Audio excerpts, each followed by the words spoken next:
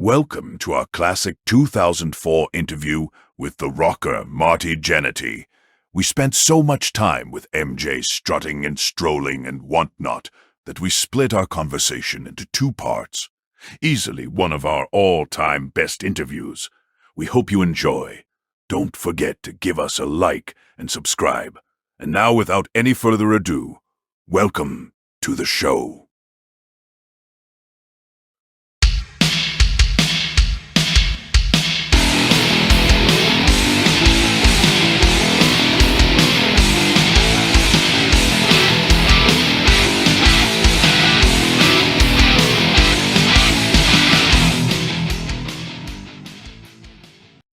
Hello, everybody, and welcome to another edition of the Interactive Interview on theinteractiveinterview.com. I'm James Walsh, and as always, by Daniel Edler with our special guest, Marty Jannetty.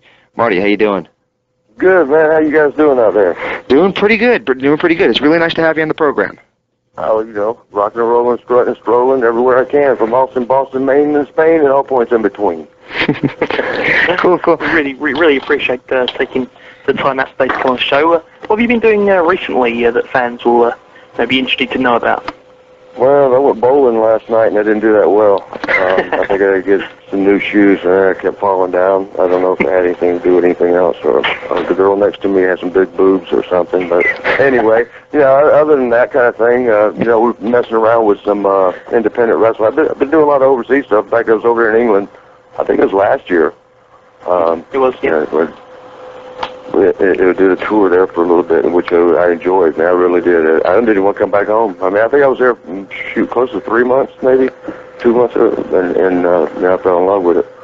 But done a bunch over in Australia, and I haven't been in Japan lately. But yeah, little independent shows around the country here, and right now I'm involved. Am I talking too long? No, go ahead. Okay. You're good. Just let me know, because sometimes I get long-winded. No, that's fine, and we like it that way. Okay. But anyway, right now, Capital City Wrestling, which is, we're based right out of Tallahassee, Florida. We're getting rolling, and it's, I think it's going to be one of the biggest promotions you're going to hear about in the next year or so. A lot of talent. Florida's is loaded with talent anyway.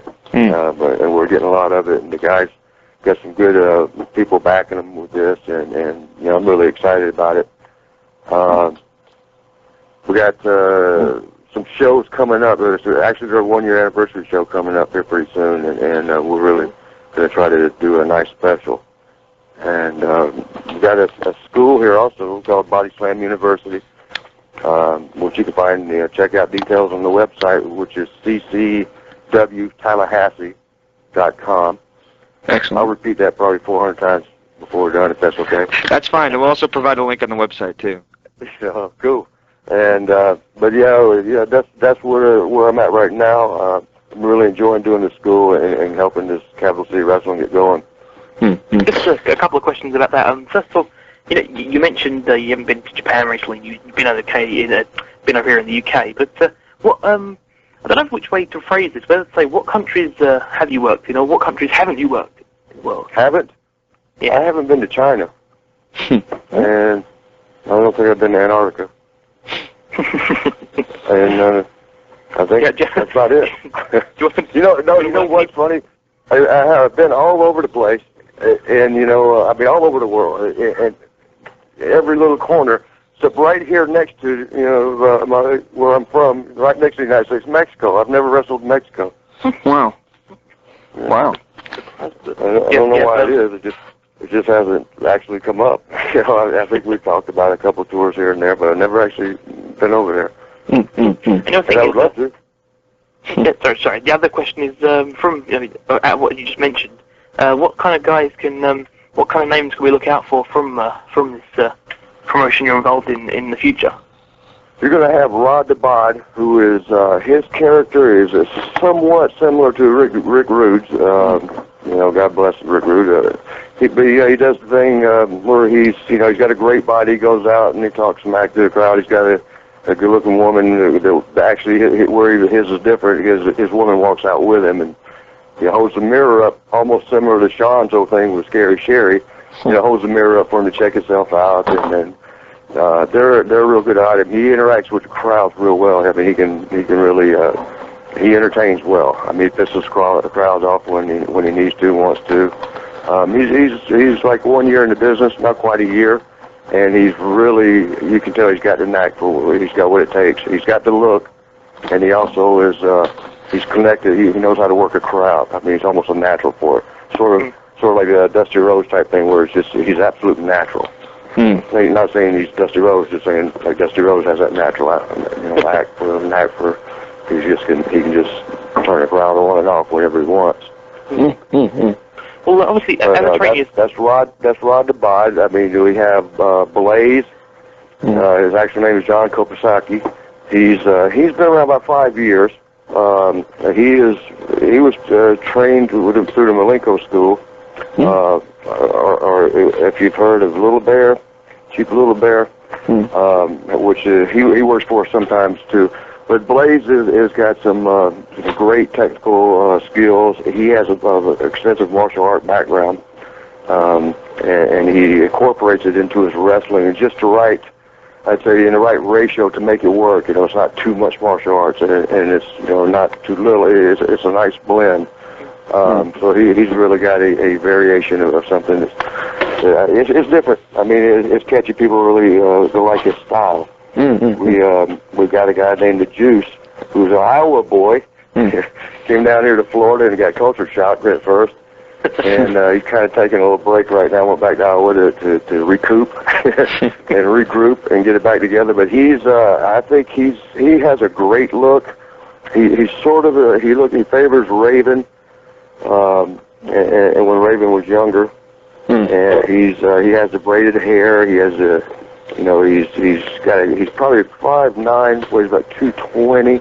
I mean, he's stacked and packed. I mean, he's really built. And he's new to he's less than a year in the business, probably 6 months. And he's still learning. He probably more so than anybody I've mentioned has just the it factor as far as just visual, just the look alone. Rod has that the Rod the Bod has that it factor also, but he's also got the mic skills. I don't think he has the it factor as much as the Juice does, which is his name is Josh Sinkwitz, and I don't know how the heck he would spell Sinkwitz. It's about 400 letters. I've seen it written down on our phone bill here, and it's pretty long. But those are, and we have. I think you guys may have heard of Axis of Python, the Hellraisers. They've been around. They're I think one of the top tag teams in the nation. Probably the top in the independent world. And if they were to jump in there with WWE, I think they would be immediately probably one of the top 2 or 3.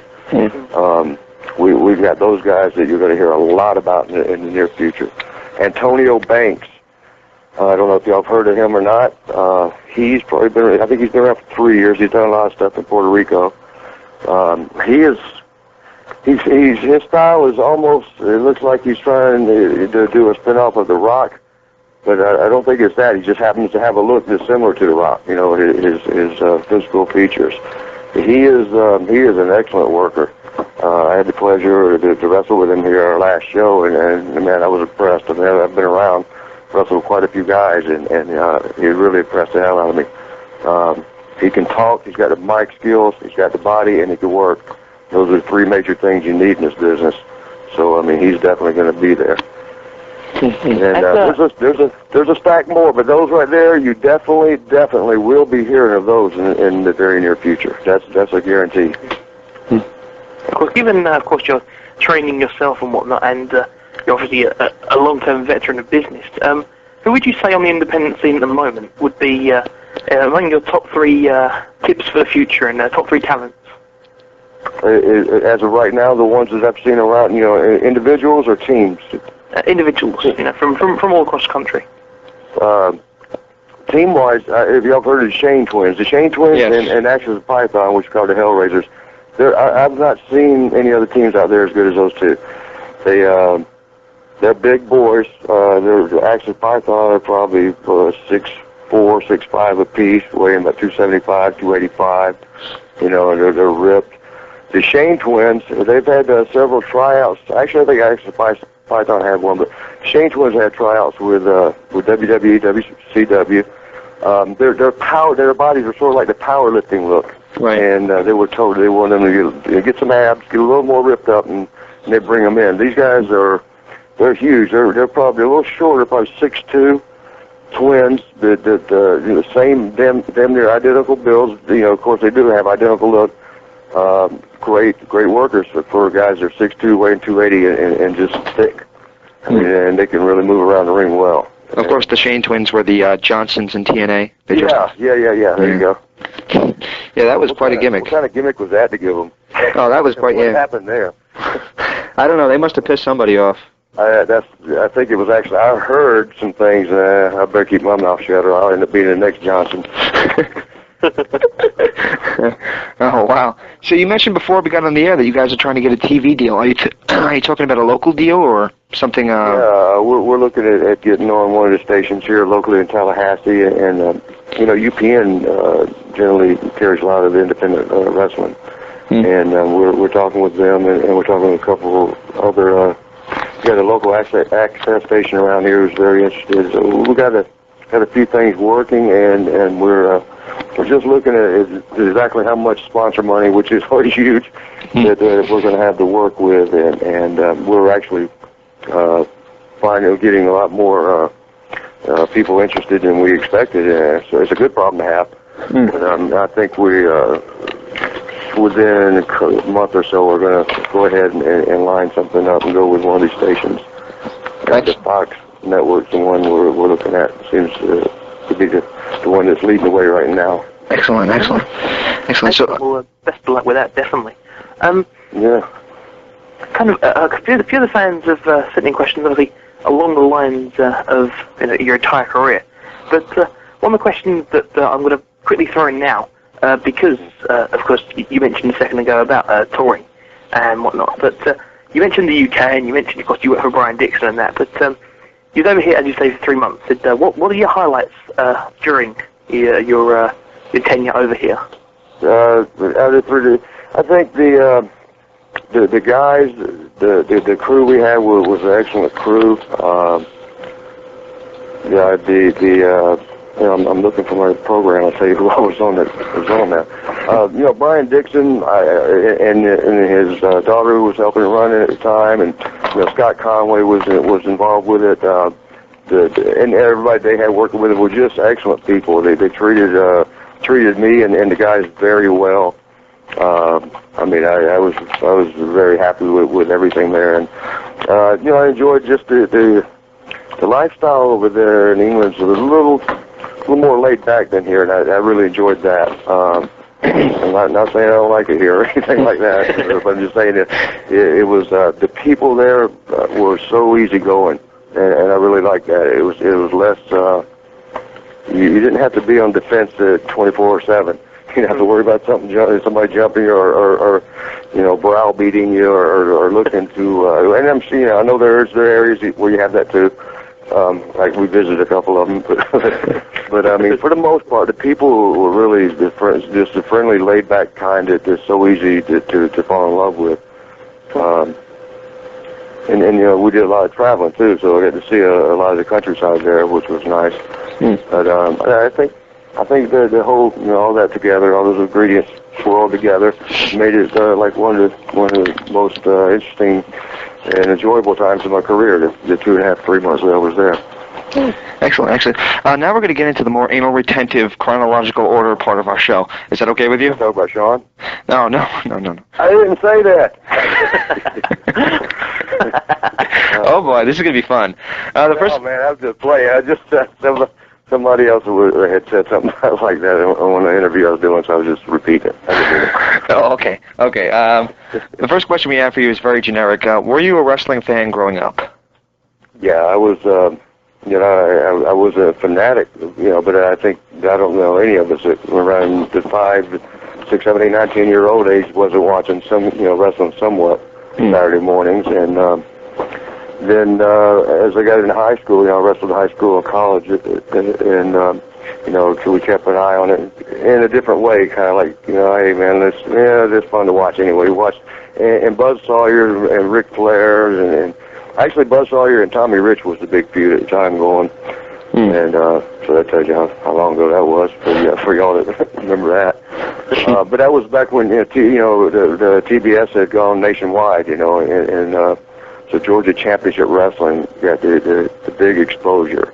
And Tommy Wildfire Rich was the babyface of the year, and he had some matches, some knockdown dragouts with Buzz Sawyer, and I really, was hooked in at that time.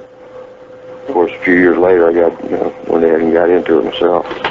What? To answer your question, I was a fan. What actually made you decide that you wanted to get into it? Well, I had to do something. It came to that point in my life where I had to make a decision, and just regular work wasn't. I don't know. I'm not very good at it. I actually went to college more on a wrestling scholarship, and more of my time at college was chasing girls and just for the enjoyment of the wrestling. I loved the wrestling. My goal was to eventually make the Olympic team, which didn't happen, of course, but it got to where in the Southeast where I was going to school, they were dropping their wrestling programs. So they had this issue where they had to add a girls sport or drop a guy sport. And wrestling, being a non-profit or whatever, they were dropping, most of the schools in the Southeast were dropping that. So I ended up kind of out in nowhere land, and so I decided to try football one more round, and I did pretty good in high school with that, and actually got recruited, but my grades weren't the best, and there was one school for wrestling, so we'll admit you in here with these grades, but where other places won't. So I went back and tried the football thing one more time, and that's when walking on at Troy State at that time was a rough thing to do. It wasn't going so well, and I had a couple of wrestling promoters and talked to me and mentioned the kind of money I could make, and money was kind of tight back then for me, and that's when I decided to let me go ahead and check it out. Who actually trained you for wrestling? A guy in my hometown named Jerry Oates. Jerry was he did fairly well for himself there in the Georgia area, and a good technical wrestler, and so I learned from him. You originally made a name for yourself as part of the Uptown Boys with Tommy Rogers. Any memories of working with Tommy? Yeah, that was interesting because that was right at the beginning of my career. Before they sent me, Jerry got me booked out in Kansas City. That was Harley Race and Bob Geigel, their territory, and there was, I was lucky enough that they wanted to do something with me right away. Rock and Roll Express was around at the time and doing well, and everybody was trying to do a little takeoff of that as far as the tag team. So they asked if Tommy and I would tag up, which we did. And they told us, okay, we're going to dress you up like this, which was very much like the Rock and Roll Express, but they called us Uptown Boys. And, they wanted us to try to be similar to. They didn't never say that, but it was obvious that's what they were wanting us to be like. With the name, the Uptown Boys, do you feel that name was ever like a play on the Beach, on a Beach Boys song? I didn't. I was just so happy to be in wrestling. I really didn't think much of the name, and until Billy Joel come up with some song about it. I was Uptown Girls or something like that, so it made me feel a little better about it. But actually, I think he knocked the Uptown Boys in that song. So I was just so happy to be with wrestling. I didn't care. They could have called us the assholes. Or the Johnsons. Or whatever. All right, you feuded. Your first big feud was with Bulldog Bob Brown. Any memories of working with Bob? Yeah, Bulldog was, I liked Bob. Bob had his ways. A lot of people didn't like him, but, a lot of times when that's the case, it's a case of a person not, they're being misunderstood. Their way is just, you got to take a little time to really get to understand it, and most people don't take the time for that kind of thing. It's not necessary. But Bulldog was a good guy. He just, like I said, he had his ways. And I learned a lot from him. Of course, that was my first major angle. And so, I was, he'd been around 20 years at that point, 25 years. What he lacked in ability, athletic ability, he had the knowledge, and he was able to pass on to me at that level. the right amount that I could comprehend. I mean, you can only give somebody the first year in the business so much, but they'll understand, and he was able to do that. So, I mean, I was really thankful that he was there at that time. One of the main questions that was submitted by a hell of a lot of readers was, how did you end up meeting and then obviously eventually teaming with Shawn Michaels? Well, it was right there out of Kansas City. He was down in Texas wrestling. I think it was called Texas All-Star Wrestling. I may be wrong. But he had come up to for a little run through there at what we would call the Central States. What is it called? It was NWA, Central States area. Yes. All-Star Wrestling it was called, I'm sorry. And they came through, and they tagged us up one night. This was after Tommy and I think it had to split up and doing our own things. And Shawn come through, and they needed a tag match, threw us together, and we actually, from that very first match, clicked. I mean, at that point, we didn't really understand what that was all about. We just knew that, hey, we had a good match, man. That was really amazing. First time together, and that was a good match. From there, a little time went by. We actually became pretty decent friends. We were hanging out and doing a lot of the same things, chasing women and partying, and so we got along well. But he ended up going back to Texas, and I ended up heading up to the AWA, which was Vern Gagne, and they had ESPN TV, which was, it was a big break, first national TV exposure.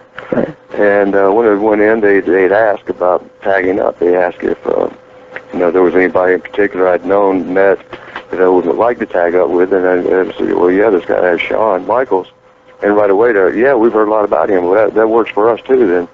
And they called him up, brought him in, put us together, and tried to figure us out a name. And damn it, we ended up with Midnight Rockers, which pissed everybody off because it was, you had the Midnight Express and the Rock and Roll Express. And so we were the Midnight Rockers. It's like we ripped off both guys, both teams, and it wasn't our doing. It was Vern Gagne and his crew. It was trying to come up with something, but it ended up working out. I mean, the guys, once we met up with the guys and they understood it wasn't our fault. Rick Clark, a very good friend of the show, submitted a question asking if Vern Gagne understood the word rocker. He had heard a story that Vern thought you guys were like mountain chippers or something. Yeah, I think Shawn did a shoot interview where he explained that where Vern was not in touch with modern times. I don't think, as far as what was hip, what was in, and all that, and the rocker thing.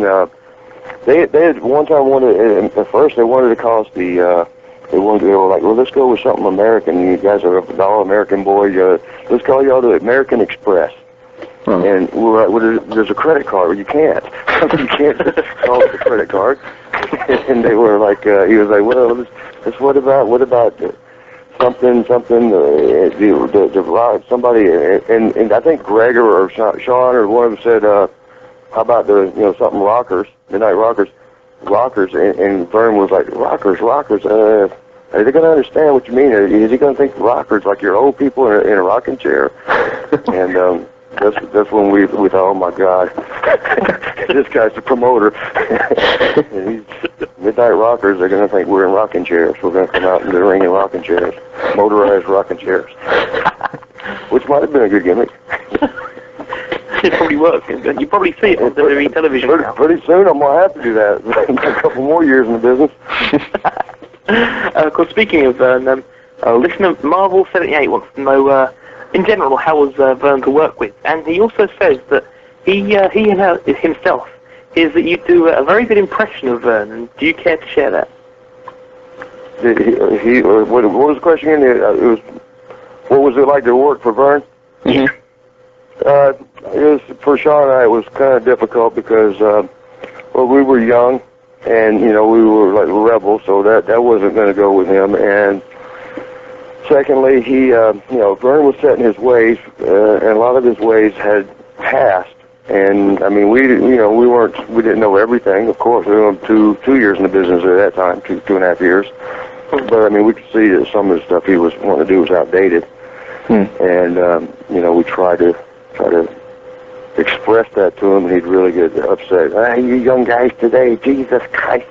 And, we just butted heads a lot. And I don't think, too, that, Shawn was more outspoken as far as expressing the way he felt about things. And sometimes he would just come right out and say stuff that most of us think but won't say. And I mean that really, Vern couldn't stand us for that. Right. So there was a lot of that. I mean, I got, I had my issues where, I enjoyed the party and chasing the girls, and maybe it was more than what they wanted as far as representing the company. So I mean, they had their, I had heat through that, and Shawn just had the mouth. Had heat through that. So it was difficult, but all in all, I mean, it was still, for that time, it was the best thing for us. I mean, I appreciate Vern giving us that opportunity. I mean, it was, of course, part of the path that we had to take. Our forums has a mystery man that claims to be a former WWF superstar, and he gave us one suggestion when we interview you, to ask you about the best ribs you've ever seen. Who said this? This is a mystery. He won't tell us who he is, but he claims that he's a former WWE superstar. If I was to guess, I'd say it's Axe, but I'm not accurate about that. That's my guess. But anyway, he said Axe from Demolition. Axe? Yes. Of Demolition? Yeah. That's what I think it is. That's a guess, though. Was that Bill Eadie or was that Barry? Bill Eadie. Bill Eadie. Bill Eadie, okay. Yes. His question. What did he say to ask? He said to ask you about your favorite ribs. My favorite ribs? Mm-hmm. Now, I wonder if he meant that we played, or the ribs that have been played in the business, or... I have no idea. He just said, if you want to get Marty talking, ask him about his favorite ribs. Yeah, we did quite a bit of that. I mean, that was one of the fun things in the business. And it all started there with Vern Gagne's territory, where we had Kurt Hennig, as you know, was Mr. Perfect. There was Buddy Rose, Playboy Buddy Rose, who was he was a rebel. Jimmy Snuka, Jimmy Superfly Snuka was in there at the time, and Jimmy's the nicest guy you'll ever meet. There's nothing anybody can say bad about him, or they're straight out lying. But I mean, he at the same time, Jimmy does his thing. It was like in fact, Vern labeled us the misfits of wrestling. Like, Jesus Christ, I got all the misfits in the business. And he might have been right at that point. So we were ribbing was what we lived for. And Kurt Hennig was one of the best. He was all he had to do was give us the idea, and we'd carry it out. Locks were big at that point in business. We used to when we wrestled in these high school gyms, we'd do the dressing rooms, of course, in the locker rooms. You got all the locks. From the kids there, and there's always going to be one or two locks that were left unlocked, and Kurt showed us, of course, if you walk by and pull on all of them, one or two will come loose. So we'd always have 4, 5, 6 locks at every show we do, and somebody's bag always got locked to the roof or to somebody else's bag, or I mean, everything was just always getting locked up. It got to a point where Vern Gagne was getting phone calls from some of the places. I mean, they were locking up stuff that shouldn't be locked up. Let's leave it at that. And I tell you what, one of the funniest things, Kurt Hennig, I believe, is the one that did this, and Scott Ledoux, who was a professional boxer, he fought 8 world champions, tough guy, and Leon Baby Bull White, as he was called at the time. Of course, that's Vader. Right. They're both badasses. And they somehow or another had a falling out one night, and I mean, they were just going at it. And we were riding together. I was in the middle of, Scott Ledoux was on one side. I mean, you had the pro boxer, and Leon White, who was, this tough guy who played for the Los Angeles Rams. He got drafted by the Rams before he blew, this All-American from the University of Colorado. On the other side, big ass 300-pound man and a boxing man, and I'm in the middle of the back seat of Kurt Hennig, and in the front seat was Kurt Hennig driving, and I think Shawn was the passenger. And we were in this Blazer truck, and I'm squashed behind these guys, and they're screaming at each other, calling each other names, saying, "Hey, every time you fall the damn top boxer, you got your ass knocked out." And Scott said, "Well, fuck you. You got drafted by the team there. When you went to pros, you couldn't do shit. You beat up everybody in college." And they just were going at each other, and my little ass was in the middle thinking I'm going to get killed. I was trying to be the peacemaker. Well, we got to the town, and about the match is going on, and I'd be damned if somehow by the end of that night, as we're packing up ready to go, Scott Ledoux and Leon White's bags, the handles are locked together. And they were nice bags. And I mean, they were, a lot of times the guys would just cut the damn handles and go if we couldn't find their lock cutter. But these guys had these nice bags and they weren't going to cut it. So it was funny. They each had to get one end of their handle and carry their bags together to get back to Minneapolis. I mean, only Kurt could come up with something like that. Yeah, that was, some of the ribs. It was all kinds of stuff we used to do.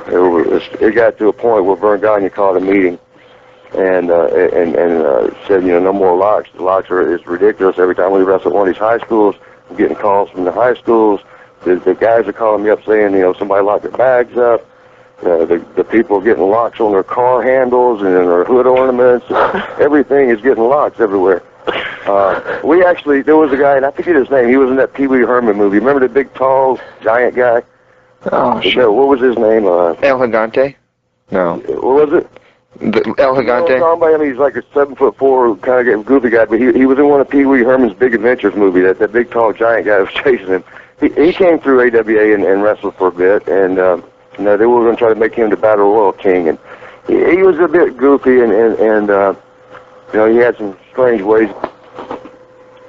Hello? Make too many friends. Oh. Yeah. I'm sorry, it was a phone. Oh. Beeping out. But we were in a Battle Royal, wanted a Battle Royal to win, and I don't know how it happened. Some damn how during the Battle Royal, he got locked to the top rope. He had overalls on and like a little loop that went through him, and I'll be damned if they didn't lock the guy to the damn top rope during the Battle Royal. Wow. That was, and then they just chopped the hell out of him. For the next 5 he couldn't do nothing. He was locked to the rope. I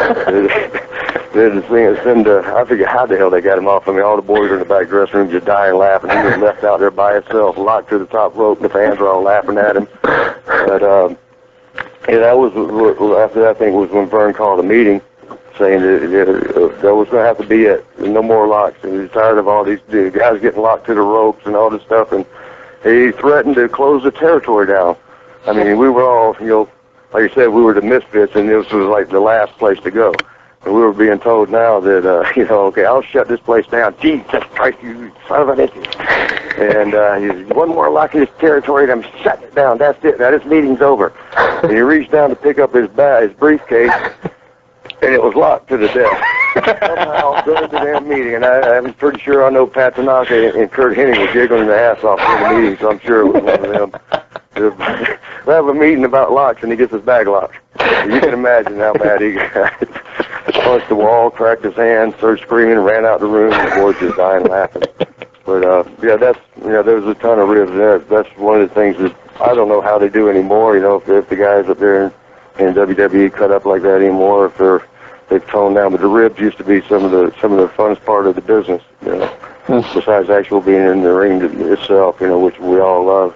We all love the money, but the ribs, as long as they were done to where it was somebody wasn't getting their head shaved when they passed out, that was some of the ribs that weren't too good, which happened quite a bit on the overseas tours. We had 10-hour, 14-hour flight, and some of the guys would take whatever they needed to go to sleep, some Valiums or something, a couple beers, and be knocked out. And they'd wake up at the other end and reach up, and the hair be falling over the thing that you guys didn't shave their head bald.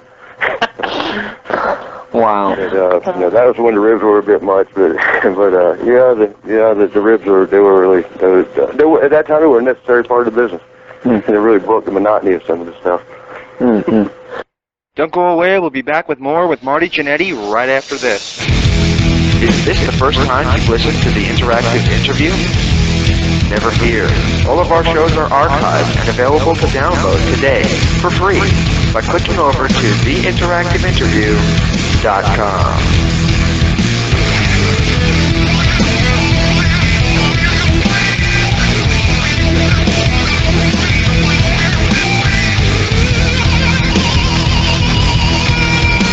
The Interactive Interview with Finally, a wrestling audio show for the fans. Back to the ring. Not that I want to do this, but back to the ring. You guys You and Shawn Michaels had a lot of matches with Doug Summers and Buddy Rose. Any memories of working with those two guys? Yeah, those guys were, I mean, what people used to laugh at, you know, I say, people used to laugh at them. They're our friends when we go home and whatever. Like, yeah, y'all can't beat them fat guys, fat, shape guys. Of course, they didn't know the business.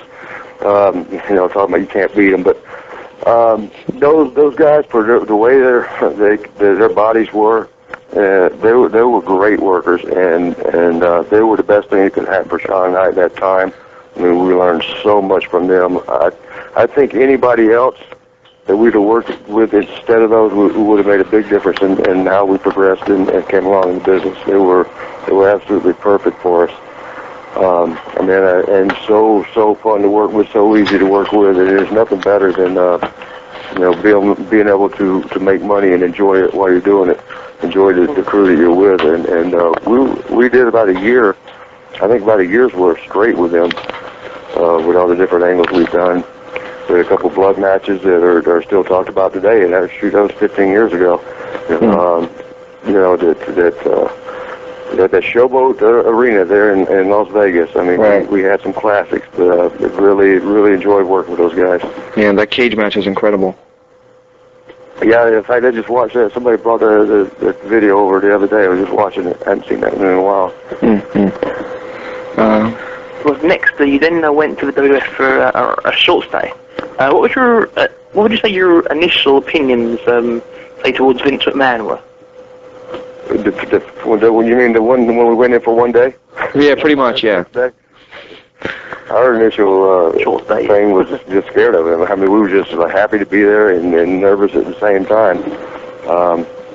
You know, I guess if you, for everybody's seen Shawn's shoot interviews, you know, you've heard the story. Really, what happened was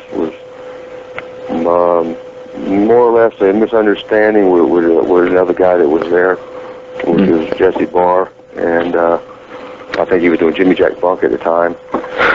It was the first night. It was like Shawn said pretty much in the interview. The first night out, we were told to mingle with the boys, even though we were scared to death. You know, trying to keep to ourselves because we were nervous. We were told that was the wrong thing to do. They'll think we're assholes. You know, thinking we're better than everybody else. We can't hang out with them, so we go hang out with them. And Jimmy Jack comes up and does the break into the glass over his head and challenging Shawn to do it. And Shawn eventually bit his glass. So I'll take it back. That's what Jimmy Jack was doing, was biting his glass. It was his little, you know, which isn't that big a deal, a bar trick if you've been around. But I mean, you know, he was saying, you know, come on, you guys do this. And Shawn finally broke a little wine glass or champagne glass over his head to fit in. And basically escalated to we destroyed the place. And the real deal, all it was at the end of the night, the girl that Jimmy Jack wanted to leave with ended up leaving with me, and I didn't know that, you know, he was after her or whatever. I mean, I would have bowed out, you know, willfully just to keep her, you know, freedom and peace there with everybody. But yeah, he got a little upset about that and went around and told everybody that we were throwing glasses at the bartender, breaking up glasses. I mean, the story escalated from what you just heard to the time we did our first independent show after getting fired from that. We had somebody come up and say, "Hey, God, you guys are crazy, man. I heard y'all made up there in WWF, and y'all went out that night, and you threw all the glasses in the bartender, and he had to go to the hospital, and y'all took the couch, y'all set it on fire, and then you threw it in the pool to put the fire out." And, you know, Shawn and I looked at each other and laughed. Yeah, we're crazy. We just went with it. I mean, hell, what the hell? They get blamed for it. Might as well go all the way. But, yeah, that was our first experience in there. I mean, we really didn't get to know Vince enough to form an opinion. You just mentioned, obviously, your first independent show after, you know, your relatively short stay. But what else did you do in between your initial WWF one-day appearance and before returning in 1988? I think we went back to Vern, or actually we left Vern to go there, so you know it was going to be, he had to be licking his chops at, you suckers. But I think we went down to, I can't remember what it was called, but it was the Fuller's group down there in Alabama. It was Birmingham. Southeastern, I can't remember what it was.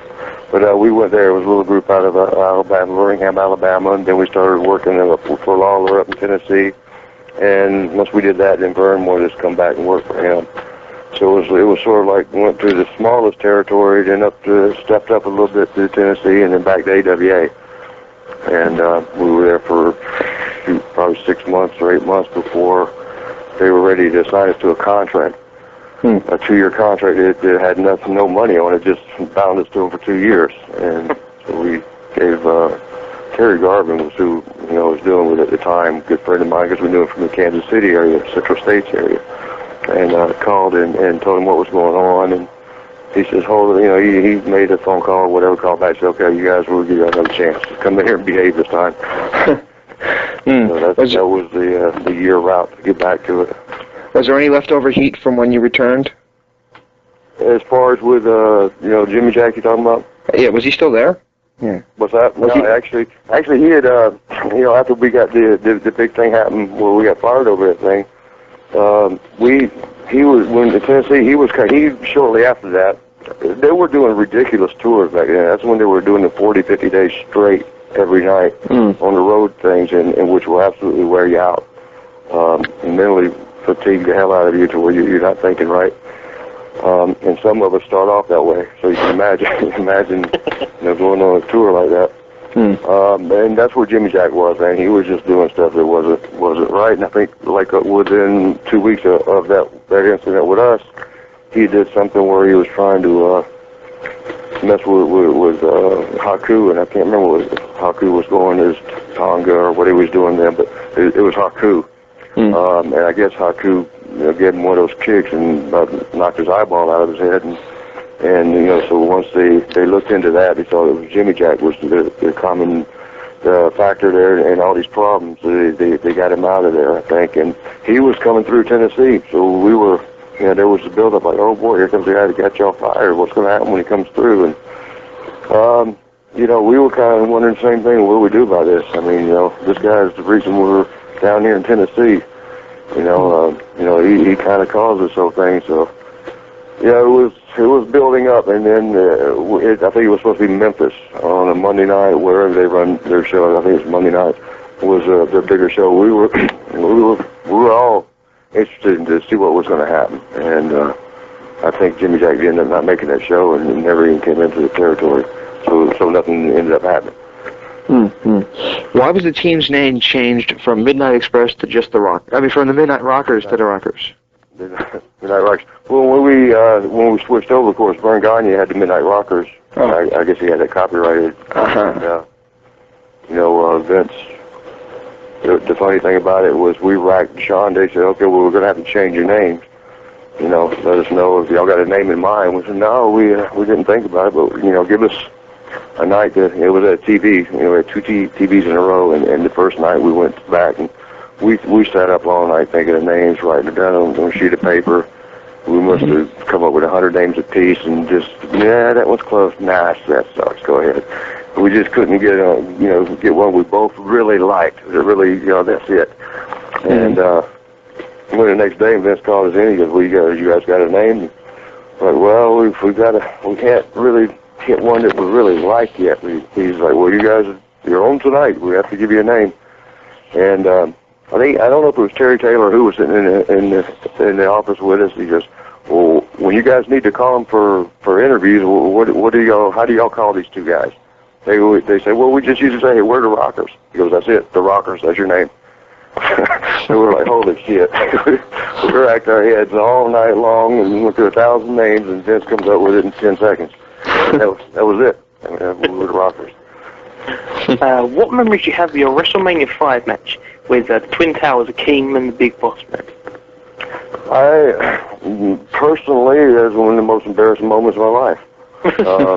We went out and we were so nervous for WrestleMania that I guess it's probably an excuse. We went out and got drunk as hell the night before, and man, that whole day was just hung over so bad. But it worked out because we couldn't worry about being nervous because we was hurting so bad. We were just laying around, our heads were just killing us. We were just wanting the day to hurry up and get over. And afterwards we were like, man, we were get drunk every night before the big shows. We didn't even get nervous because we were hurting so bad. But nevertheless, when this was my big show, first time, big WrestleMania pay-per-view, all my family and friends are going to be watching, and here I'm coming out, and the moment comes, our music plays, and we come running out. It's this particular setup was about a 25, 30-yard run from where you come out. That's, they didn't have the ramps really back then. Right. But it was a long run to the ring, and Shawn always ran to the ring. And you had the long runway that for nobody knows what reason, at about halfway, so he has 30-yard run there, at 15 yards, there was just one step down. For we don't know why. I didn't know it was there. And so I'm running behind Shawn, the people are screaming, music's playing, I'm thinking, yeah, man, all my friends are seeing, my family seeing me, I'm in WrestleMania. And I missed that step and fell down. And reaching and grabbing Shawn's right in front of me, I'm grabbing a hold of his trunks, and it's causing his trunks to pull down. His ass is hanging out. He's reaching back, smacking me, wondering why I'm down on the floor behind him. He's like, stop fucking around. Stop fucking around. And, I got up pretty quick, but, that was, man, I just the first 2 minutes of that match, I was just thinking about my whole family and friends. I was just laughing their ass off. I can't even run to the ring without falling down.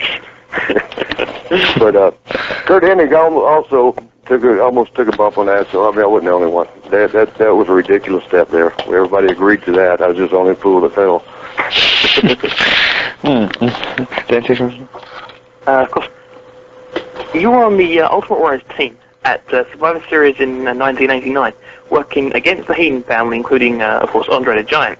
You also worked with Andre a lot when he was with the Colossal. Wait a minute, let me just say, that was the match. I think I'm the only person in history who got beat by Bobby Heenan. I think he dropped a knee and beat me on that. I remember that, and I caught a lot of hell for that. I love Bobby to death. I ain't saying nothing about him, but that was rough. I was the only person to ever get pinned by Bobby Heenan. But anyway, what your question was? Of course, you also worked with Andre when he was in the Colossal Connection, teaming with the guy you mentioned a minute ago, Haku. Do you have any funny stories or whatnot to share about Andre, Haku, or Bobby? Andre didn't really like Shawn and I, and I think the reason was when we first, like we said, we came in that first time, we got fired. Well, the next time we came in, after that year, we came in the next time, we kept to ourselves. We didn't say shit to anybody, and it's pretty much, thing that what do you call it? Not tradition, whatever you call it. Where the guys go around and shake hands, when you're in the dressing room, hey, how you doing, and introduce yourself when you're new or whatever. Shawn and I, we just kept to ourselves. We were scared to death. We weren't going to take, last time we buddied up with everybody, we got fired, so we were just keeping away from everybody. And Andre looked at it that we were a couple cocky asses that, thought we were better than everybody, and the two young little pretty boy assholes, I guess is how he looked at us. I think the big thing that we weren't going around and socializing so much with the guys, he misread. He took it as, we were a couple of cocky kids coming in there. And so Andre was the kind of person, once he may have formed an opinion of it, he really didn't change it. And he didn't like us, and then if he don't like you, he just don't talk to you. You can come up and go, we come up and try to stick our hand out, he wouldn't even look at us. You just sticking your hand out there for nothing because he ain't going to shake it. He wouldn't look at us. He didn't talk to us. And it's a big old man not to have on your side. But, actually the first, we had to tag with him over there in England. I think 89 maybe or something. But it was one of the first big shows I did over there in London. And it was a 6-man tag with us and Andre, and I don't remember who we worked against. But, that was, I was scared to death. It's like, oh, man, he don't even talk to us. How are we going to go over this match? What are we going to do? And, they basically just, gave us our finish, and there wasn't a whole lot to really be talked about, It was kind of funny. Andre, that was when he was, his knees were really getting bad on him. And, like I said, he's a big man. Well, we walked out to the ring, and, Shawn and I usually run out. Well, we couldn't do that with Andre. They wanted us to all come out together. So, it was a slow walk.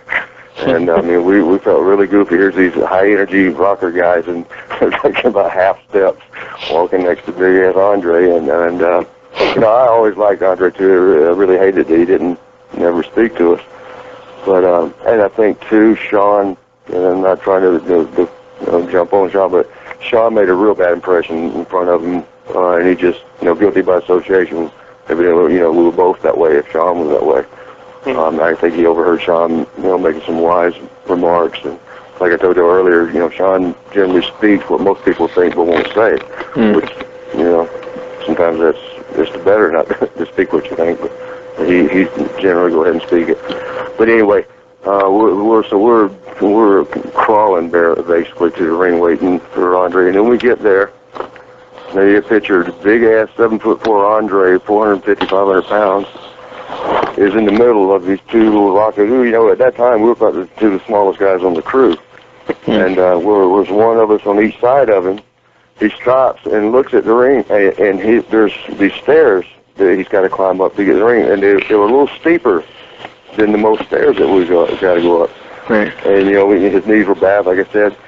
And nobody mentioned that. Nobody thought about that until we were right there on the spot. We're like, and we looked at it, and Andre looked at us. And we're looking at each other like, oh shit, now what? How are we gonna get this big ass up there?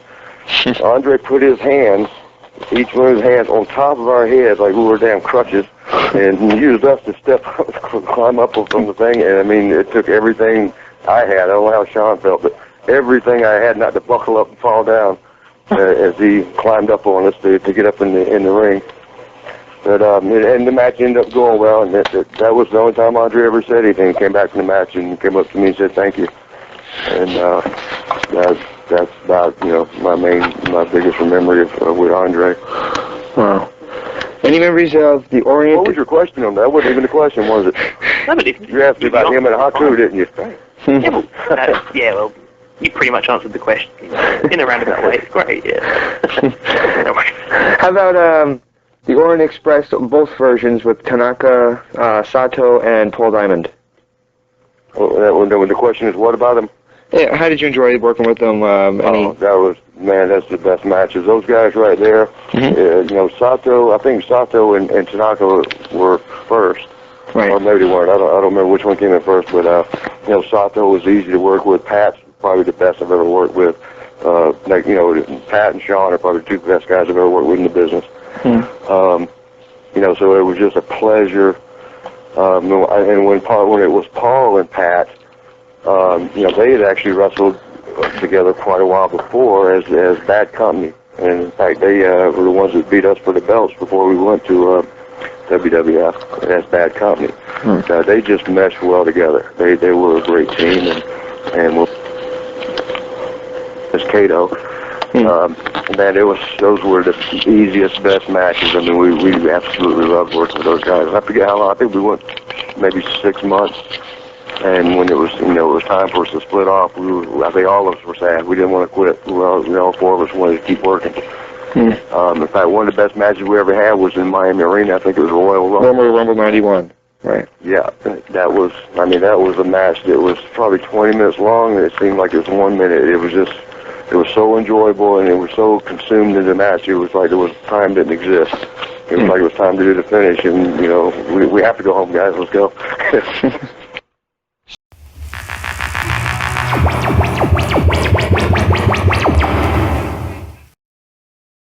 This is Bobby the Brain Heenan, and if you're smart like me, you'll be listening to Interactive Interview. I do all the time. Hello, everybody, and welcome to another edition of the Interactive Interview on the interactiveinterview.com, as always, courtesy of ProWrestling.com. I'm James Walsh, joined as always by Daniel Edler, and here we're going to talk about WrestleMania, which took place last Sunday. As always. As always. You said as always twice, so I thought I'd say as always. Yeah. WrestleMania, of course, last Sunday. The Sunday that was just gone. Yep. WrestleMania 20, one of the biggest events of the year. We ran it down on the on our interactive interview with Shane Douglas before. Right. The event, of course. Gave our predictions. Obviously, no one's going to get everything perfect, and of course, I was pretty far from perfect, and you was. Obviously a little bit better, but I don't know about that. Well, we should go over that on the air, because I still count it as even, but let's see if we can figure that out, okay? Okay, let's have a go for it. Okay, well, first of all, let's tell the people at home, since they don't know what we just talked about, whoever gets the best predictions gets to choose who plays in our first Stump the Host game.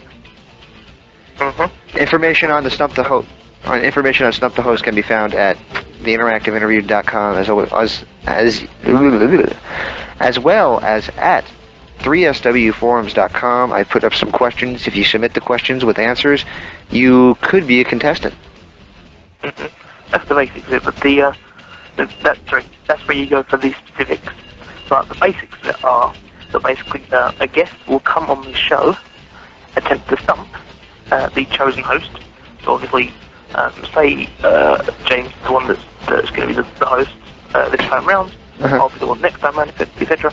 If he is stumped, it'll happen once a month on the first show of the month, starting from now onwards. So the first one will be on the first show in April. Obviously, makes sense. Either I or James, of course, and if you stump us, you will be able to receive a prize. A prize chosen by the host. Be a piece of wrestling memorabilia or something in that ilk. If you see what I mean, it will nothing huge. It's not a sponsored prize. No one's paying for it apart from us. Actually, we're pretty sure we know what the prize is already. Okay, yeah, we're pretty sure. But a membership of MissyHyatt.tv. Oh, of course. Where you can see the two sexiest women in the history of the wrestling business. Danny's opinion. Work hard and play harder. MissyHyatt.tv, of course. James, and yes, that is James's opinion. The future in my head. I was thinking of future prizes. Completely forgetting about that. But thank you, of course, for pointing that one out. You're welcome. Thank you very much. Got to keep you in check sometimes. After all, you have to carry me all the time, according to ProWrestling.com forums. Which, of course, I responded back, denouncing. You're right. Of course. As did I. I was respectful. You have to give me credit. I'm usually not, but I was. Of course, people listening that don't know about why we're the interactive interview, if maybe your first time listening to the show, we go every week with a new interview or two. Put them up online. They're available in the archive section on our official website, which is theinteractiveinterview.com. The reason we have an official sponsor is that ProWrestling.com kindly helps produce the show and promote it and get visitors. And if you're a ProWrestling.com listener or a listener from any other website, you can come and talk to the hosts, talk to the other fans of the show, submit questions, and of course, play our new game, Stump the Host, by heading across to official forums, which, as James mentioned a minute ago, are located on the forums of ProWrestling.com and are located in the top section on 3swforums.com. Excellent. You've got to sign up to both, or one of the others to post, but you can read other people's insights and stuff without even having to sign up, so no details need to be entered. Excellent, excellent. So let's go over the WrestleMania review. Well, first of all, what did you think of the show? Sorry, doing the drum roll on my tongue. The show. I personally enjoyed for something that we didn't predict, because it's not something you can predict, was the Hall of Fame segment, and that was possibly one of the highlights of I've seen on WWE TV in a long, long time. I said it the second I saw it. If they showed this kind of class more often, I would consider myself a WWE fan. That was very classy, very respectful, and I don't care if people think I'm gay for saying this. When Bobby Heenan started talking, and he said the thing about the only thing that would make this better is if Monsoon were here, I had a couple tears rolling down my face. I was choking up as well, because that was just a very touching moment, very poignant moment, and it really came across great on TV. Made for great TV, and I really, I'm going to try and get on the show. I'm going to try and get R.D. Reynolds from WrestleQuack. I've sent him an email through to either come on the show because he met Bobby a couple of weeks ago and had a chat with him and stuff. This was before the WrestleMania induction, and he had some 3-hour chat with him, just shooting the breeze kind of thing. And I really want to get him on the show. He wrote an article about it. It was a great article, and just kind of pretty much puts over Bobby as who he is, and he's a really great guy, and of course he's a former guest of the show. And probably a future guest. Yes, available in the archives now. But we're going to try and get him on again because I just really want to talk to him again. I really enjoyed seeing him on TV. He was funny as hell. And, you know, it's an honor to look at this guy and think I interviewed him.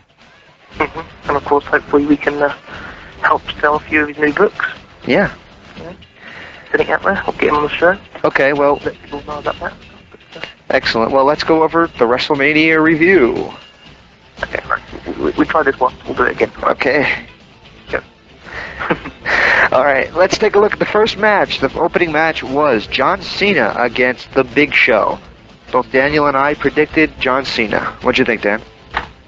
I enjoyed this match. It was what it was meant to be, basically. It wasn't not going to be an epic, it's not going to be a classic.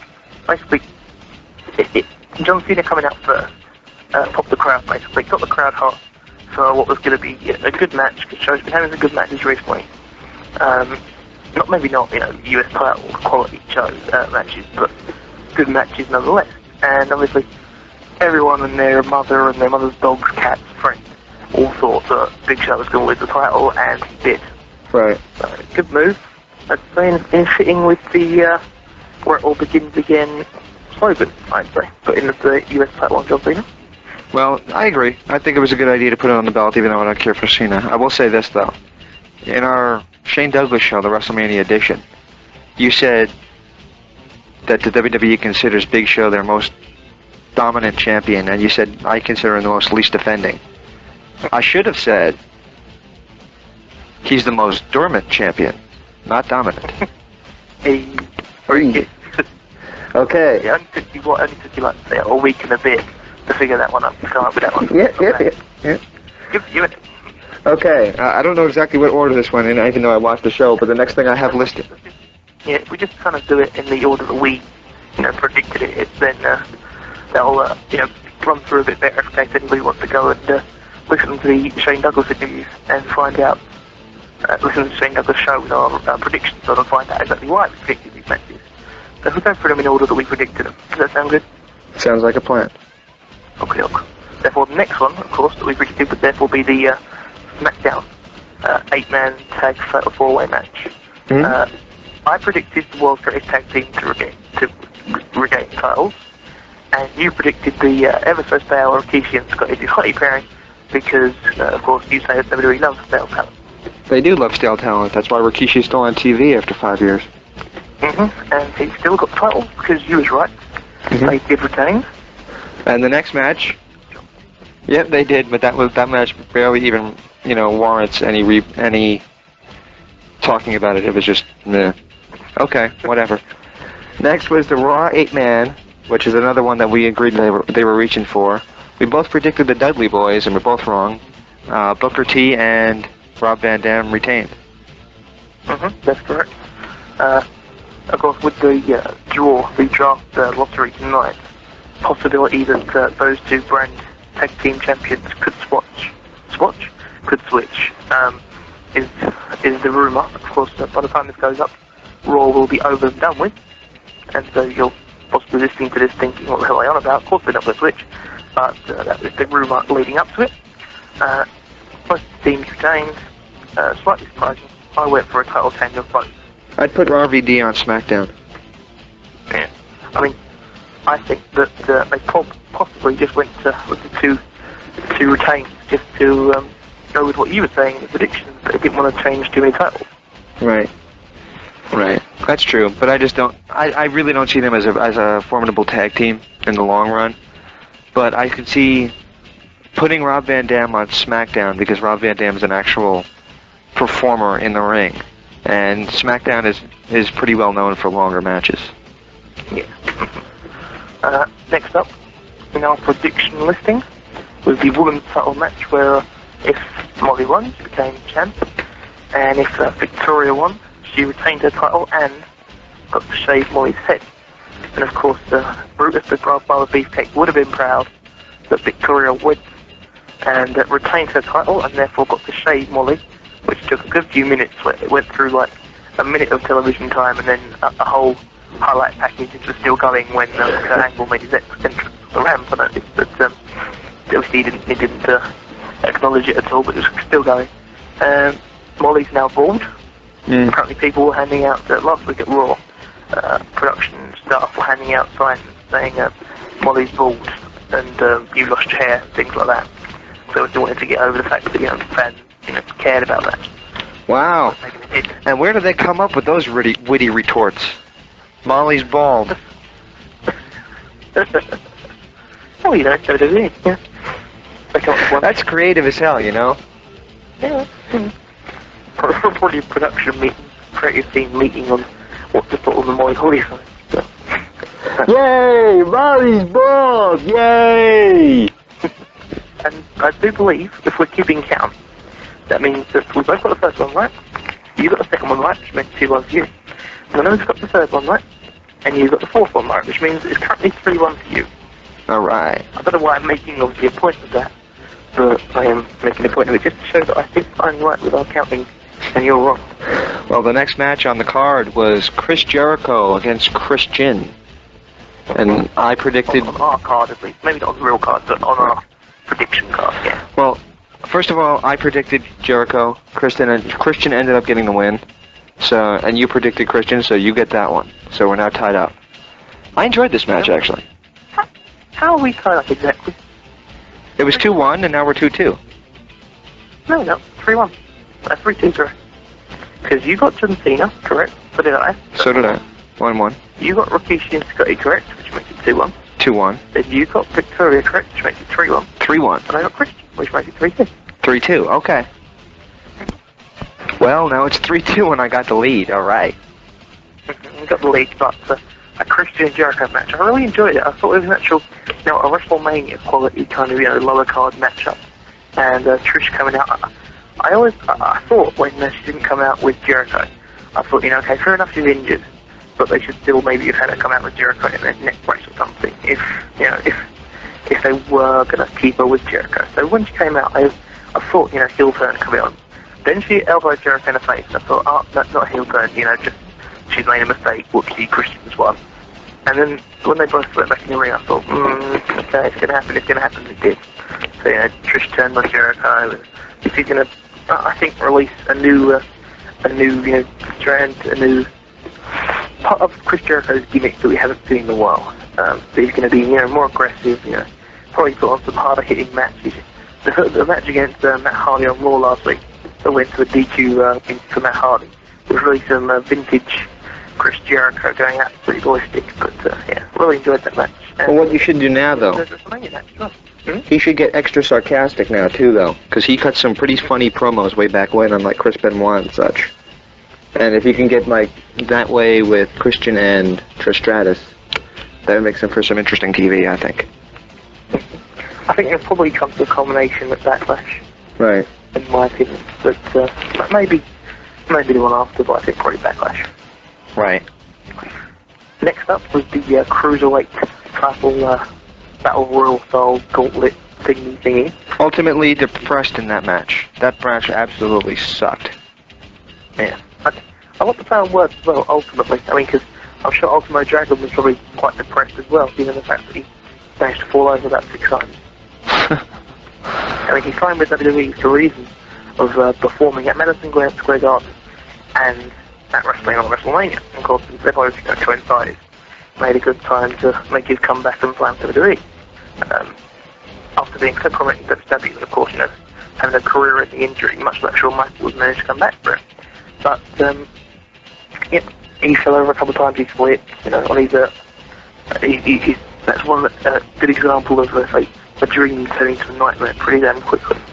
I don't think it was that bad. I just thought the entire damn match sucked because all of those guys are capable of more. And why in the hell did Billy Kidman try to copy everything AJ Styles does? He's even dressing like him now. Christ, man. AJ Kidman. AJ Kidman, yeah. But, so that was, apart from that spot and a couple of other spots, I think it was that 3 spots in the match which made it, passable for, not for a WrestleMania match, but for a normal match. I heard rumors that the creative team was going to just let them go for it and do whatever they, just to make that match special, a really good match that people go away from WrestleMania thinking, cool, that main event was good. You know, Undertaker returning was cool, but that cruiserweight title match, wow, so that we haven't seen, you know, that high pace, that good, you know, spots and moves and high risk maneuvers for a long time in WWE. But they didn't, obviously.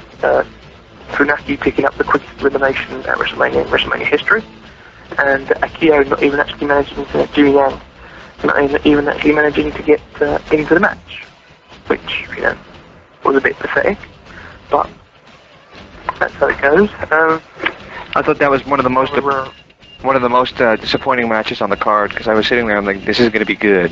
I know all these guys can go, let's see what they got. And I'm watching this thing, and you know, everybody's getting eliminated quickly, and nobody's doing really good spots. Mysterio seems to have lost every bit of talent he ever had. I mean, I'm just like, what happened here? This is... Talking of Rey Mysterio, somebody pointed out to me today that he must be the ultimate jobber at World Wrestling Federation, World Wrestling Entertainment pay-per-views, because excluding his win at the Royal Rumble against Jamie Noble, where he regained the Cruiserweight title, pay-per-views for the past 10 events, including WrestleMania, he's only won on one card, which would be Royal Rumble. Wow. Every other event he's lost there. I could go through the list, but I don't have it at hand, but yeah. And he lost out at WrestleMania, of course, with Charlie Guerrero retaining, and both yourself and moi agreed that Charlie would retain, and were correct. Excellent. 4 and 3, but respectively. 4 for you, 3 for me. Next up on our predictions was No, it wasn't. Next up on our predictions was Sable and Tori Wilson against Miss Jackie, is that her name? And Stacy Keibler. I still don't know who Miss Jackie is, but alright. Jada from, Tough Enough, right? I don't know. I predicted, and I got it right. You said no contest, but you really didn't care. I said I really didn't care about Sable and Tori. So, we won. I figured it was just going to go like brawl. There's lots of people in the team, he's running around the ring, doing absolutely nothing, maybe a count out, double count out, something like that. But it didn't. They actually gave the victory to, a pair. Right. Strangely enough, and you were right, so you're 5-3 ahead. Yay! Next match was the WWE Championship match. I guess this would be the SmackDown title. And it was Eddie Guerrero against Kurt Angle. You predicted I was really looking forward to this match. And obviously you didn't think it delivered on WrestleMania quality, but it did, actually. I think that obviously Eddie and Angle probably have a stigma to it, like a Kurt Angle Chris Benoit or Chris Jericho Chris Benoit. It's going to be a really good match. It's going to be a quality encounter. And because of that stigma, the bar gets raised a little bit too high. A bit like WrestleMania in general, because of all the hype. The bar got raised a little bit too high, and some people weren't, happy with it. And you said, I think you quote saying like, it'd be a good SmackDown main event. But I think it was quite a good WWE title match at WrestleMania, in my opinion. I was disappointed with it. I think the ending was too gimmicky. I think they should have had it more epic, and there wasn't enough false finishes either, to be honest with you. It was just kind of a regular SmackDown main event. I didn't really see it as anything epic.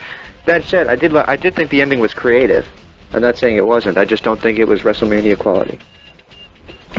They didn't have many false finishes, but they did have quite a few teasers with the ankle lock. Right. But Undertaker's return with Paul Bearer, much to the surprise of casual fans and non-surprise to the internet fans, because Dave Meltzer confirmed that Paul Bearer, aka William Moody, would be returning at WrestleMania last week. Of course, Paul Bearer signed his original contract to return back in October time, that long ago. But he's been denying. And of course, he was at WrestleMania, but he was made to obviously be not so much an attraction, more of a sideshow that was kind of there more than anything. They didn't really play up to him being there at all. Right. That was a shame. You've been quoted as not liking the return of the Undertaker, but I think I'm in the positive about this, because they returned him as the dead man from what he was. They to a point. Completely ignored the whole past 2 or 3 years of him being the American Badass. They've just jumped him back to his old character. They've kept elements of his old character and elements of the American Badass. I think it's working quite well, because I mean, they brought back Paul Bearer as the dead man. He's got the same characteristics of the dead man. He's got the same moveset as the dead man. But by the same token, he's wearing clothing that he obviously at this stage in his career feels more comfortable in the ring in, and obviously he'll have a huge amount of creative input into his character in his career. Because he's stated many times in the past that he never wants to go back to the dead man character, but obviously he's been talked into it and talked around, and the dead man's back. To a point, it's back. His side of things versus James. To a point, it's back. It's not back the way any of us wanted it to be. I thought the entrance was cool. When you saw that silhouette with the guy with the top hat, well, not the top hat, but the Undertaker hat on, and you saw the jacket, everybody went nuts. Everybody's thinking, holy shit, this is incredible. And then the top hat, I keep calling it a top hat. Hold on. When the top hat came off, he had, short hair. You called it a top hat, yeah. Cowboy hat, yeah. Well, it's not really a cowboy hat, but yeah, it's, I know what you mean. But everybody knows what I mean when I call it a top hat. But when the hat came off, the hair was too short. Get extensions. The guy needed to, everybody wanted to see the old school Undertaker like is in the Here Comes the Pain video game. Everybody wanted to see the guy with either the silver or purple gloves, and they wanted to see the guy in the top hat with long hair. I mean, the dead, Undertaker hat with long hair. That's what they wanted to see. That's what everybody tuned in to see. And, the entrance was cool, and the effects, I mean, production-wise, it's amazing, but that's WWE, you expect that. What I did not like was, as soon as the top hat came off, I'm just going to keep calling it a top hat, he looked across the ring with a dead stare, with short hair, and that was still alright. Once the first punch was thrown, the fun was over. Because it was the American Badass again. I mean, the only thing that he did that was indicative of the old school character was the tombstone. Everything else was the same thing. What'd you say? And the walk in the top rope. That's true. But he just didn't, it didn't have the same effect to me. And he set up as well. I didn't notice that part. But, oh well. Yeah, Kane gave him a toe slam. Mm-hmm. And then Kane was, smiling and talking to the crowd and saying, I've killed the Undertaker again. Kind of thing. And he turned back around and the Undertaker set up. Like he did in the old days. Which was really cool. I was expecting it. I was sitting there thinking to myself, come on, hit the choke slam so he can set up. He didn't set up as quick as I would have thought, but that's probably just to give some credence to Kane's actual finisher, which is now fully the choke slam. So, yeah, I can see why. And of course, one tombstone was enough when past had taken a couple to Kane down. I would have probably maybe had him pick him back up and drop him for 3 tombstones just to make sure. Not have Kane kick out of it, because that would spoil the effect. But just drop 3 tombstones, just to make sure. But I suppose maybe a bit ring rusty for Undertaker, maybe not in ring shape, so they probably didn't want to risk him doing 3 tombstones where one of them could easily go wrong, or one of them could mess up and it could, the crowd would get on their back and you have the "you fucked up" chant and stuff. But well, he couldn't. He wasn't strong enough to powerbomb Ric Flair 2 years ago, so I don't think he would have been strong enough to do it 3 times to Kane. All right, next match: Rock and Sock Connection against Evolution. They both predicted Rock and Sock. Not Triple H, but just the Batista, Flair, and Orton. We both prompt for the Rock and Sock Connection to take the victory. I don't know about you, but I said that for a reason that I thought that maybe this would happen at WrestleMania, and then Orton would go over Foley at Backlash on 1-on-1. Strange decision in my opinion.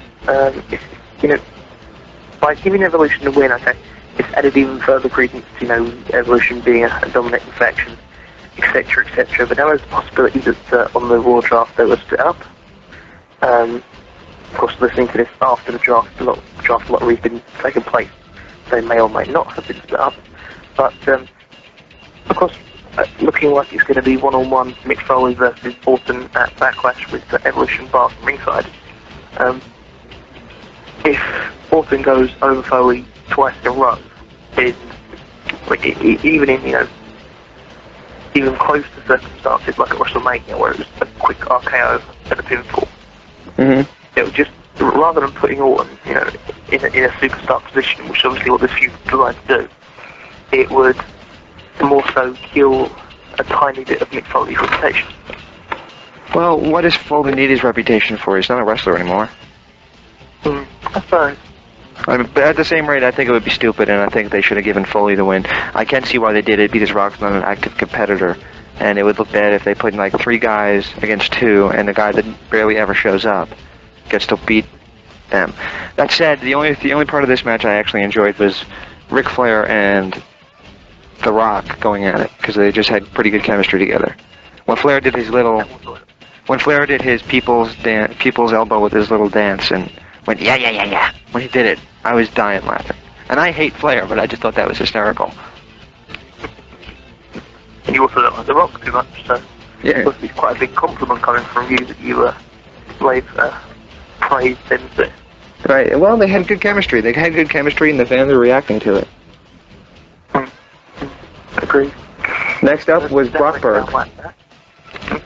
Next up was Greenberg against Goldberg. That's what I used to call. I used to call Brock Greenberg way back when. WWE. What was that Chris Jericho's name, Chris? He called Goldberg Greenberg, but I always called Brock Lesnar Greenberg from the start. So yeah, it was Greenberg against Goldberg, and personally, Goldberg won. But the funny thing about this match was the fan reaction, or maybe the not so funny thing about it, depending how you look at it. Yeah. The obvious crowd representation of the internet marks and smarks who knew about both men leaving after this match, or knew in inverted commas, because of course there was a slight doubt over both of them, simply because one of them was Goldberg, who had his contract running out, etc., etc., and the other one was Brock Lesnar, who wanted to leave, reportedly for the NFL, etc., etc. So there was a whole lot of mystery surrounding it, and I'd say that's why I made my bold prediction of putting Brock over. Still would have done it anyway, even if I know that he was definitely leaving, because he's someone who's more likely to come back, I think, than Goldberg for a reasonable price. Goldberg's going to want too much money, in my opinion, for what WWE wants to pay for who he is and what he is, because they're obviously not going to use him in a way that they use one of their homegrown talents like Brock. So he'd play a different role, and I think because he's playing a different role, they won't want to pay him top dollar and have him the most expensive, most highly paid player in the company and such. So I don't think we'll see Goldberg around, apart from maybe one or two of one-off appearances here and there. A bit like Foley, maybe a small run, something like that. But so I still would have put Lesnar over and made the prediction of Brock Lesnar, even if I did know he was actually leaving and didn't think it was a work, because I did think it was a work and didn't think he was actually going to quit, but he has, and still could be a work, I suppose, but who knows. I enjoyed it. I thought the match was, a stiff fest, and I think both guys need little guys to throw around, and neither one of them were going to be bounced around by each other. That said, I enjoyed the match, and I'm glad Goldberg won for this reason. Brock was given so much so soon. There was millions and millions of dollars put into his character, and there was probably still millions and millions wrapped up in it, and what they're never going to get to do. And he just walked away from it and didn't realize what he had left. I mean, and it doesn't surprise me that he was dating Sable at the time now, because she did the same exact thing 5 years ago. She thought she can just walk away from the WWE, and all of a sudden movie roles are going to be thrown her way. Didn't seem to happen that way, did it? So it looks like that he's made the exact same mistake, and he'll come crawling back one day, but I don't think they'll ever put too much emphasis on him ever again. I think he pretty much burned the bridge. And I think what you saw was them teaching him a lesson by making him lose that match. So that was that. Got absolutely mauled by all the people in the crowd, and absolutely mauled by a lot of people on the internet since, except for a columnist on 3 Channel Wrestling called Gustavo Reynoso. He's a great columnist, and I think possibly he did this just to ensure he got lots of feedback, which he has. He's got like hundreds, like nearly almost hundreds of of emails of feedback, at least that go through the system that I can check. Because he rated Brock Lesnar vs Goldberg as 10 out of 10. So I'm guessing since he only listed the main event, the triple threat, as 7 out of 10, I think that's a slight, slight scaling misjudgment. But Yeah. it was good for what it was always going to be. And if people didn't realise that's what it's going to be, then what were you watching? Well, you knew it was going to be a stiff fest, and you know neither guy was going to bounce around too much. But what you did see was high impact, striking. And that's pretty much what you had to expect. So, I mean, when Goldberg hit the corner, it looked like he almost took the corner out. I mean, he really, boom. And then, and then he had to, get up and jump through the ropes again, which looked bad, But, he rammed it pretty good. I think he mistimed that one. And Stone Cold at the end, getting his stunner in 5 minutes. That was stupid. You think? Yeah. Now, what does that say about Stone Cold? That makes him look like a killer. And, what does it say about your other superstars? Because, first of all, Brock and Goldberg ran through both SmackDown and Raw for the past year.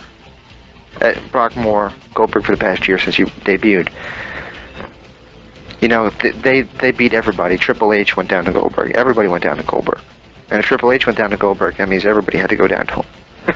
And Brock beat everybody, destroyed everybody. If Stone Cold can hit a stunner on both guys and leave them both laying, that makes Stone Cold look like a killer. Now, if Stone Cold looks like a killer, he shouldn't have 2 knee braces on and be hunched over.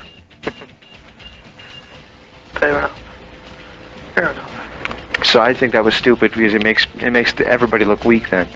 I think it was just basically done to pop the crowd, make them happy, and it worked. It was, and it was both to teach them both a lesson, send them off. And it worked, In the long run, all the Austin fans in the crowd will be happy that he got involvement in WrestleMania 20, and I assume he's probably quite happy he got his involvement without having to get back in the ring and risk his neck. Well, I imagine at some point down the line he will have to get back in the ring. In his interview with Yandick, he said he wasn't going to wrestle at WrestleMania 20, and he did not wrestle at WrestleMania 20. He stayed true to his word. As opposed to The Undertaker, who says, I'm not coming back as a dead man. Well, he kind of got his way. Yeah. It's kind of like when they tried to turn Sting heel. Sting said, I will not be a heel, and guess what? He wasn't a heel.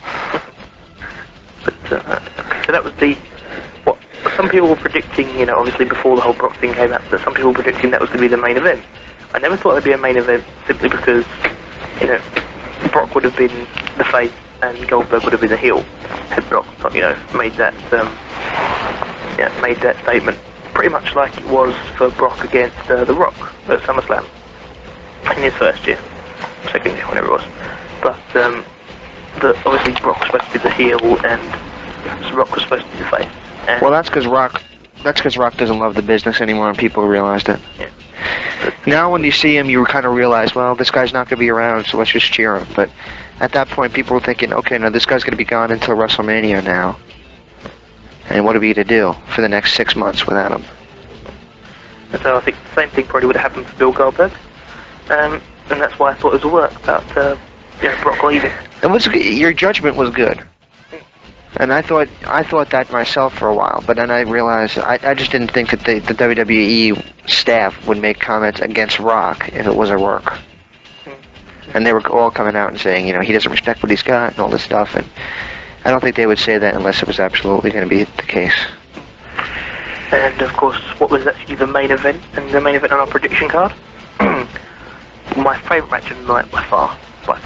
Great match. Mine was my favourite moment, because that would probably be attributed to the Bobby Heenan thing I mentioned at the beginning, but by far the best match on the card, and I was going to say the best world title triple threat in history, but obviously it's the only one, so therefore it has to be the best one. It's probably one of the better WrestleMania main events ever, and probably one of the better triple threat matches ever, in my opinion. And of course my opinion counts for nothing in the long run, but that's what my opinion is. Oh, sure it does. Oh, thank you. And my opinion was also that Benoit was going to go over. As was mine. That was yours, yes, that was yours. Okay, sorry. And we were both right. excellent match. I want to put this match up there with matches like Shawn Michaels against Razor Ramon in the ladder match at WrestleMania 10. I was there. You had Ricky Steamboat against Randy Savage at WrestleMania 3. I still think that's the best WrestleMania match ever, but this match was on par with it. Fantastic match. All guys gave everything they had. And, you know the apocalypse is near because Triple H tapped out to somebody that isn't in the clique. But that was actually, I was impressed with that, and I think he won a few fans back when he actually did that. I agree. I mean, a lot of people have been saying how they've got a bit of respect back for Triple H because of it. But I mean, to be perfectly honest, if Chris Benoit, if he taps out to, for example, say that someone from the SmackDown brand, who's got a submission finisher? SmackDown brand. Angle. But of course, say Kurt Angle comes over, wins the title from Chris Benoit with the ankle lock, and Chris Benoit taps out. Would there be such an uproar about Chris Benoit tapping out as there is for Triple H tapping out? No. And so that's what you kind of got to get it back into this perspective that in the long run, all he's done is do his job, and because he hasn't done his job to a respectable standard in the past, in terms of putting other people that aren't his best friends over, that this reaction's come of it, which is, it's going to be short-lived, is that what you're trying to say? Basically. It's not going to last forever. I mean, he's going to get the belt back by the summer. And the belt back when he comes back from filming Blade Trinity or whatever film he's got up next on his sleeve. What's it called? I think he's already filmed Blade Trinity. I think that was done in October time or whatever. You mean Blade, no dues paying stooge? Hmm? Think about it. Yes, that's the one, yes. Sorry, okay. Got it, sorry. Yes. Blade, the Bruno's good friend. Yes. So he's off filming another film soon enough, which Triple H is the new Rock, as they say. But it's a shame too because he's, when he really wants to be there, he can be a good performer. But I've not been that impressed since he returned in 2002. Same thing, but same here. But yeah, so he's going away for a bit and coming back. I imagine he'll probably go away straight after his feud with Edge, which is lined up to be the first feud back for Edge. Probably end up putting him over as well, which would be monumental in itself. But the slogan was where it all begins again. And if you look at the top 4 titles in the promotion, they're held by Eddie Guerrero, Chris Benoit, Randy Orton, and John Cena. 4 guys who have never held those respective belts before. Obviously, Guerrero won it last month, and Orton won it a few months ago. But by the same token, at WrestleMania 20, when the event's all said and done, those 4 guys who are probably going to be the future, less so Benoit and Eddie Guerrero, because they're getting obviously slightly older and more experienced and such than Cena and Orton both are, who are both young guns, but all agreed and kind of aligned with the general slogan. Right. Well, let me just say this before we wrap this up, because we've gone a little long, but let me just wrap this up. Shall we? Mm-hmm. The opening video, they showed Vince McMahon walk in, and the announcer says something to the effect of, 20 years ago, a man had a dream.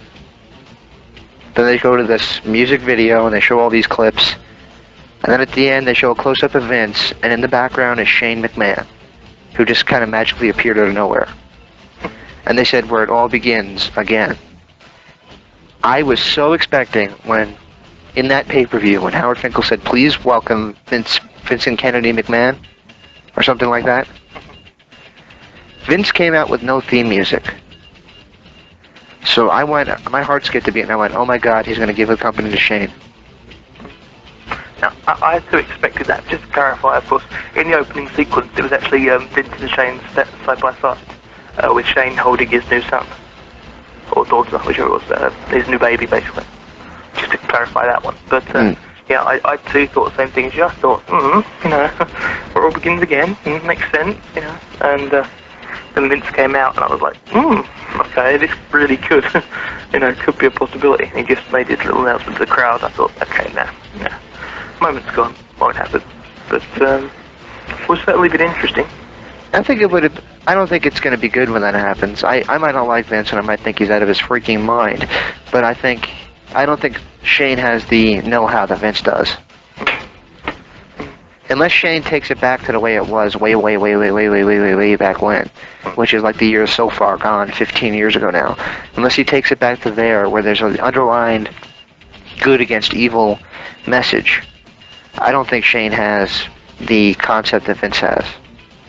That is for new ideas, but then again, I'm not sure Vince has any new ideas either. I suppose it probably comes with age, the concept of what, is business best as such. So Shane's still relatively young, and another 10 years or so, I think it could be the perfect opportunity for him to take over in, say, 10 years. Mm-hmm. That is if Vince isn't still bouncing around the ring. Exactly. I doubt he'll want to give up his in-ring career. It'd be quite funny to see Shane take over and then Vince become an active wrestler. That'd be certainly not for the record book. At age 68. Yeah, completely demolished Dennis Page's record of becoming, a wrestler late in his career. How old is Page, by the way? Oh, he's in his 50s now. Right. He's not an old man, but he's getting on. He's obviously had his decision to retire made for him, and probably a good decision as well, I'd say. The way WWE were treating him. Right. But that's slightly off topic, of course. This has been a WrestleMania wrap-up. Anything else you want to say about WrestleMania? Any final thoughts, conclusions, or musings? Yes. It was so great to see Hulk Hogan there. And it was even better to see Bret Hart. His tearful speech and saying goodbye to all the Madison Square Garden fans was just absolutely breathtaking. And, the Ultimate Warrior coming back, what a shock. I mean, nobody expected that.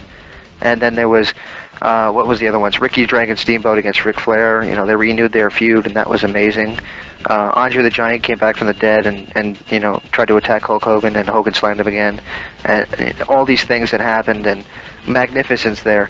It was just such a WrestleMania to remember, and bullshit. I told you so, folks. No surprises. They don't have it in their budget. They don't have it in their hearts. No surprises at all. That said, the main event kicked ass. That's the reason. If you ever watch it again, watch it for the main event. That match was amazing.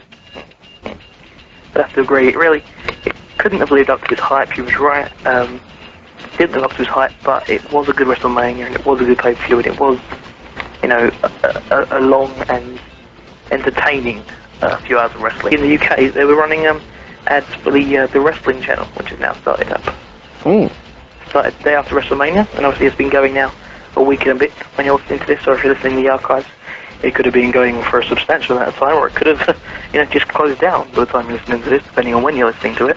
But, they started up a couple of bugs, things such as obviously they made it too dark because they were worried about catering to people who have epilepsy, because, obviously the pyros and such, they had to make the show too dark purposefully so that it didn't affect people with epilepsy. So they're working on that. They're working on some of the sound bugs and things like that, and I'm still really pissed off that I don't get it. Well, you better call your cable company, your satellite company. Trust me, we really tried. There's two main companies. One's Sky, which are running it because it's their concept and it's being run on there mainly, and there's NTL and regional cable companies, and none of them are running it for the basic reason that they don't run things unless people have people send in those stupid online petition forms and such. And even though we have sent in petition forms, they rejected the first one, and apparently they've rejected the second one as well. But so they asked for feedback and asked for lists of people that would watch the programming and want the channel on NTL, and then they go and reject it when they get that. So it's not too promising, but hope to see it sometime this year. Wrestling is the bastard child of entertainment, and basically you have to deal with that. No matter where you are, there's going to be some pompous executive that's not going to want wrestling on his whatever forum. When you take a look at the history of WCW, it's that pompous asshole at the end that decided to sell it because he didn't want wrestling on his network. So now you get repeats of Men in Black 68 times a week on Monday night. I mean, they have no programming on Monday nights anymore. Anyway, that has been the WrestleMania recap, and of course, other news from this week we'll discuss. Coming up now, we have for you Me. part 1. The interview part 1 with the rocker, Marty Jannetty. This is going to be really cool. We're the first persons to break this. I want everybody to realize that other shows have wanted him. Other shows that think they're bigger than us have wanted him. And nobody has sat down and gotten Marty Jannetty on the program like we have. And this is part 1. Part 2 is coming.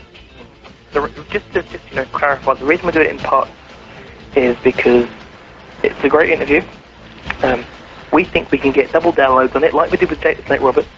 So we're doing this because we know we can, basically, and because the feedback wasn't brilliant in terms of amounts. All the feedback was good, but it wasn't good in terms of there wasn't enough. I think for the Shane Douglas anniversary show, and we've attributed that to we think it's possibly too long. That being said, we're being very hypocritical because we're still talking, and we've still got a large part 1 with my Jannetty stuff. But apart from that, we're going to run into the interview now.